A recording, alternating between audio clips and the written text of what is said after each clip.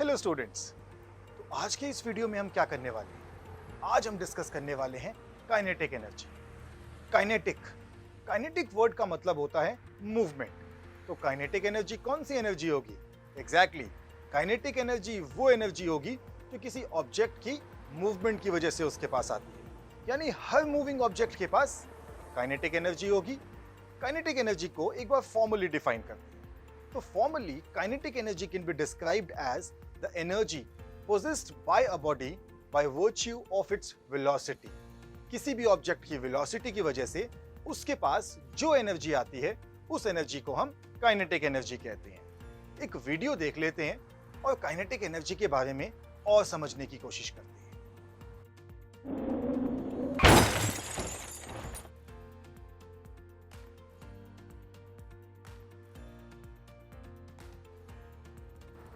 तो देखा आपने किस तरीके से कार आई, एक सरफेस को टकराई और कार डैमेज हो गई। तो कार के पास इतनी एनर्जी कहां से आ गई जो इतना ज्यादा डैमेज हो पाई? कार का ये जो डैमेज था ये उसकी काइनेटिक एनर्जी की वजह से हुआ। कार की वेलोसिटी बहुत तेज थी। इस तेज वेलोसिटी की वजह से कार के पास एक बहुत अच्छी खासी काइनेटिक एनर्जी थी और उस अच्छी खासी काइनेटिक एनर्जी की वजह से जब वो सरफेस से टकराती है तो उस पर डैमेज भी उतना ही अच्छा खासा होता है। काइनेटिक एनर्जी को दोबारा एक बार डिफाइन कर लेते हैं उसकी डेरिवेशन करने से पहले। तो kinetic energy is the energy which is possessed by a body by virtue of its velocity. अब हम काइनेटिक एनर्जी का डेरिवेशन देखते हैं। तो डेरिवेशन समझने के लिए हमें कुछ इक्वेशंस पता होनी चाहिए, जैसे W is equals to F into S। F मतलब फोर्स एंड S मतलब डिस्टेंस। ये वर्क डन का फॉर्मूला है। दूसरी इक्वेशन जो हमें पता होनी चाहिए वो है F is equals to ma। F मतलब फोर्स, m मतलब मास एंड a मतलब एक्सेलरेशन। एक थर्ड इक्वेशन ऑफ मोशन अगर आपको याद हो तो वो थी 2as is equals to v square minus u square। a मतलब एक्सेलरेशन, s मतलब डिस्टेंस, v मतलब फाइनल वेलोसिटी एंड u मतलब इनिशियल वेलोसिटी। ये जो थर्ड इक्वेशन ऑफ मोशन है इसको हम थोड़ा सा चेंज करेंगे और इससे s की वैल्यू देखेंगे क्या है। तो s is equals to v square minus u square upon 2a।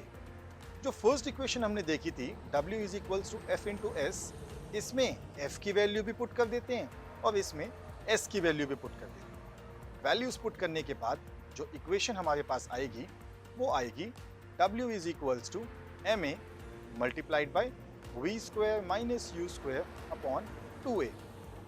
दोनों ही साइड अगर आप देखोगे डिनोमिनेटर में भी और न्यूमरेटर में भी तो a है, तो हम न्यूमरेटर और डिनोमिनेटर का a कैंसिल कर देते हैं। तो इक्वेशन बची w is equals to m v square minus u square upon 2। इसको रीफ्रेम करेंगे तो इक्वेशन बन जाएगी w is equals to half m in the brackets v square minus u square. अब अगर कोई ऑब्जेक्ट स्टेशनरी पोजीशन से शुरू होती है, अगर कोई ऑब्जेक्ट रेस्ट से शुरू होती है तो उसकी तो इनिशियल वेलोसिटी जीरो होगी, यानी कि उसका u जो है वो जीरो हो जाएगा। तो इक्वेशन बन जाएगी w is equals to half m v square. और ये वही काम है जो काइनेटिक एनर्जी के इक्वल होगा। तो हम वर्क डन को काइनेटिक एनर्जी भी बोल सकते हैं। तो हमारा काइनेटिक एनर्जी का फॉर्मूला जो लास्ट हमारे पास आया that is kinetic energy is equals to half m v square.